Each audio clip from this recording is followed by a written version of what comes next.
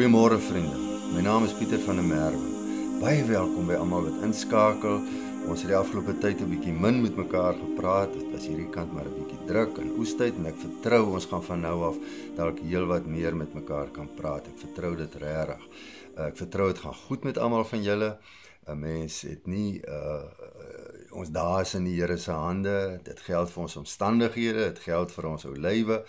Maar prys die Here, ons het 'n Here wie se oë op ons is. En dan wil ek ook maar net sê, die weg, hierdie logo op my bors is die kanaaltjie wat ons gebruik en wat die Here op my hart gelê het, dat ons met U deel die dinge van die wederkoms. Kom ons bid net saam voor ons begin. Here, ek prys U dat ons nooit weeskinders is nie, dat ons egte kinders is. Dankie daarvoor, dankie vir die Gees wat U in die kinders lê, om vir ons te lei in die waarheid. Onder andere, ons prys U daarvoor en ek bid dit ook vanoggend van hierdie geselsie in Jesus se naam. Amen.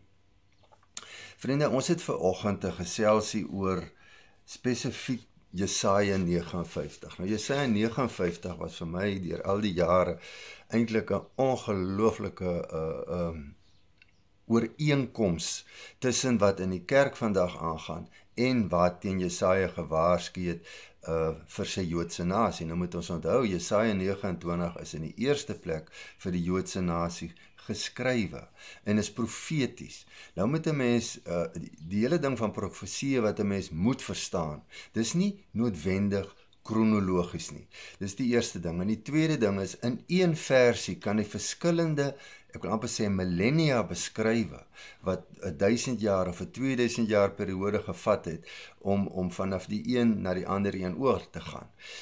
So 'n mens moet die agtergrond verstaan van die geskiedenis agter ons, en 'n mens moet ook die woord verstaan rondom dit wat kom. Dan kan jy duidelik sien waaroor word nou hier gepraat. As 'n mens nie die dispensasies verstaan nie, jy weet die tydperke van God se plan met vir al die Jode, want hulle bly vir ons die land en God se bemoeienis met hulle is die dinge wat vir ons oopmaak en ons oë oopmaak as nie Jode om te sien waar in die tyd is ons nou. Nou ja, Jesaja 29 is ter sprake die verstrooiing van die Jode. Nou ek sê weer, ek wil net illustreer hoekom dit oor groot periode of baie lang periode kan gebeur as 'n mens profesie lees. En die eerste paar versies gaan uit oor die verstrooiing van die Jode en dan natuurlik ook oor die terugkeer daarna. Nou die verstrooiing was al reeds in 701 na Christus, die een wat hier beskrywe was onder Sanherib. Dan is die sprake van die wederkoms en uit die aard van die saak loop dit ook uit op die 1000 jaar vrederyk wat op hierdie aarde gaan wees en waar die Here Jesus vanuit Jerusalem gaan regeer. Nou goed, ek lees vir u vers 5 tot vers 7 waar dit gaan oor die wederkoms na die Antichrist. Jesaja 29. Skielik sal die genadeloose vyande weggedryf word soos kaf voor die wind. In 'n oomblik sal die Here die Almagtige teen hulle kom met donderweer en aardbewings en groot geraas met dwarrelwinde en storms en vuur wat alles verteer. Al die nasies wat geveg het in Jerusalem sal soos 'n droom verdwyn. Die vyande wat haar mure aangeval het sal verdwyn soos 'n visioen van die nag. Vriende, dit bly maar steeds profeties en dit dui hier op die dag as die Here Jesus intree en wat in Openbaring 19 beskrywe word, sy koms na hierdie aarde en die mag wat hy het en openbaar aan die nasies en ook sy gerig met die nasies waar hy in gerig tree met hulle. Nou, Jesaja 29 vers 9 gaan ek ook vir u lees.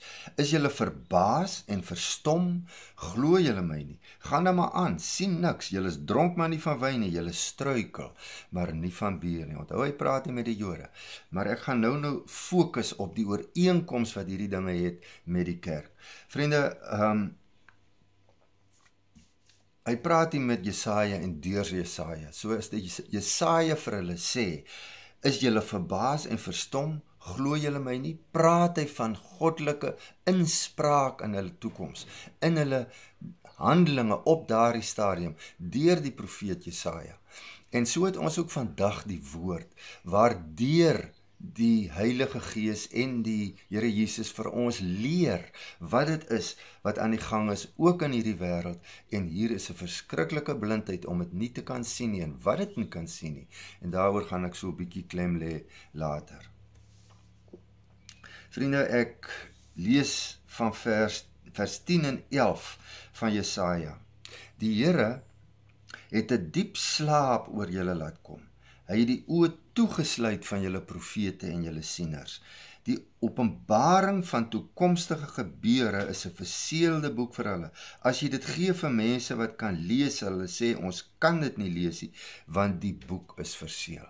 Ongelooflike ooreenkoms wat dit vandag aan die gang is. Die openbaring van toekomstige gebeure is 'n verseelde boek vir hulle. Wat 'n woord. Ek kan dit meer ooreenstem met wat vandag aan die gang is. Ons, as jy maar net kyk na die boek Openbaring, wat leer teoloë ons? Dis beeldspraak. Jy moet geestelik kyk daarna. Terwyl die boek Openbaring is die openbaring van Jesus Christus spesifiek aan die kerk vir die eindtye. Ek het al die voorbeeld genoem en ek doen dit nou maar net weer. J.D. Farag beskryf dit so mooi, hy sê this revelation is for the salvation of the Jewish nation. Oral tussenin kom dit in en het ons hierdie ooreenkoms met die boek Openbaring. Ek het so 2 maande terug, as ek reg onthou, het ek hier oor 'n gesprekkie gehad onder die opskrif Israel in die boek Openbaring, of in die Openbaring. Ek vertrou van u wat nou dit nog nie gekyk het nie, sal dit kyk. Ons het, dit is 'n agtergrond vir wat ons ook vandag lees. Hy sê dit is 'n verseelde boek vir hulle. As jy dit lees vir mense wat kan lees, sal hulle sê ons kan dit nie lees nie, want die boek is verseël. Vriende, dit is ongelooflike ooreenkoms, en prys die Here dat die Gees van die Here dit ook vir ons oopsluit. Ek haal sommer 'n gedeelte uit die Ou Testament aan hieroor, Micha 3 vers 6 en 7. Dit gaan nag wees vir julle, sonder enige visioene. Die duisternis sal maak dat julle niks oor die toekoms kan sê nie. Die son gaan sak vir die profete, hulle dae is getel. Dit is 'n goddelike ingrype in 'n leungees wat in ons tye ook ongelooflik hard aan die werk is. Die siener sal in die skande kom en die waarsêer sal verleë staan. Uit skaamte sal hulle almal hulle gesigte bedek, want daar is geen antwoord van God nie. Vriende, ek het 'n klompie jare gelede het ek 'n brief geskryf van een van die leiers van ons kerk. Hy is nou heel wat jonger as ek gaan nou nie sy naam noem. As ek sê ons kerk, het was nou die NG Kerk. Nou, ek het oor hierdie dinge met hom gepraat. Ons het 'n paar briewe met mekaar gewissel, maar ek het net op die ou ende verstaan, hierdie ouens se oë is toe. Hulle sien niks nie. En is vir my so 'n praktiese voorbeeld van wat hier staan in die boek Openbaring. Matteus 11 vers 25 sê, toe het Jesus hierdie gebed gebid. Vader, Here van die hemel en die aarde, ek sê vir u dankie dat u die insig in hierdie dinge van die slimmes en die intelligentes weerhou het en dit oopgemaak het vir hulle wat soos kinders geword het.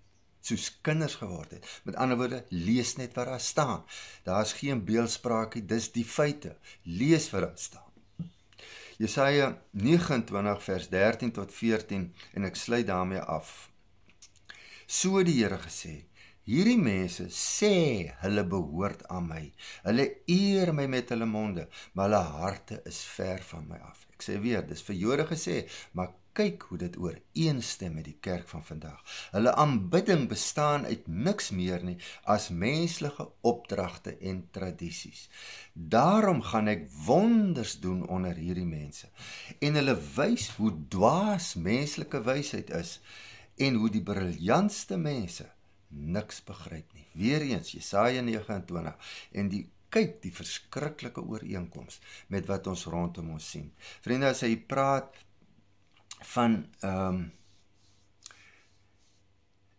Ek gaan wonders doen onder hulle. Ek gaan hulle wys hoe dwaas hulle wysheid is en hoe die briljantste mense niks begryp nie. Glo ek dit verwys na die verdrukking onder die Antichrist. Onthou as 'n mens 'n vals lering verkondig of glo ek nie gaan jy deur die, as ek die Bybel reg verstaan, is die kans goed dat jy die verdrukking gaan verduur onder die Antichrist.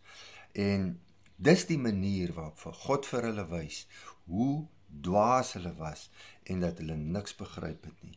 Vriende, ek sluit af met Efesiërs 6 vers 14 tot 18. Ek dink is 'n ongelooflike ooreenkoms hierso met wat die Here wil hê ons moet weet en hoe ons moet kyk na die woord en in ons geloof in Jesus Christus te vertrou dat die Heilige Gees ons oë kan oopmaak vir al hierdie dinge. Daarom, wanneer die bose julle aanval, sal julle weerstand kan bied en na die hele geveg verby is, sal julle nog vas staan. Wat 'n woord. Staan dus vas deur die waarheid as 'n gordel om die heupe aan te trek en trek God se vryspraak en borsharnas aan. Dis wapenrusting. Trek die bereidheid om die goeie nuus van vrede te verkondig aan soos skoene aan julle voete en onder alle omstandighede die skild van die geloof. Daarmee kan julle al die brandpyle blus wat die bose afskiet. Gebruik God se verlossing as 'n helm om julle koppe te beskerm en gebruik die swaard van die Gees. Dit is God se woord. Doen alles deur gebed en smeking, laat die Gees julle in elke keer in die gebed lei. Bly in alle omstandighede op julle hoede en bid vir almal wat aan God behoort. Vriende, is 'n baie bekende gedeelte wat Paulus hier vir die Efesiërs gee. Ons hoor dit so baie en ons lees dit waarskynlik ook baie. Die wapenrusting om die eindtye se leuns te glo is hier vir ons opgesluit. En ek vra regtig, Here, vriende, dat u op u manier en op die tyd moeite maak om net te gaan sit en dink, wat glo ek? Wat sê die woord? Glo ek die woord is letterlik? Glo ek dit is geestelik? Is waarskynlik mense vanoggend wat dit so glo. Kom ons gaan kyk wat die woord en die Gees van die Here, en ek vra die Gees van die Here om u te lei in hierdie waarheid. Kom ek sluit net af. Here, baie dankie dat ons so kan sit rondom die woord. Dankie Here vir die voorreg om te weet, hierdie woord is Heilige Gees geïnspireerd. En of u dit nou hoeveel duisend jaar terug vir Jesaja gesê het, die waarhede bly dieselfde. Here, maak mense se oë oop om te sien. Dit wat vir in hoofstuk 29 van Jesaja staan, is steeds van toepassing, juis op die kerk. Here, ek vra dit in Jesus se naam. Amen. Mag die Here julle seën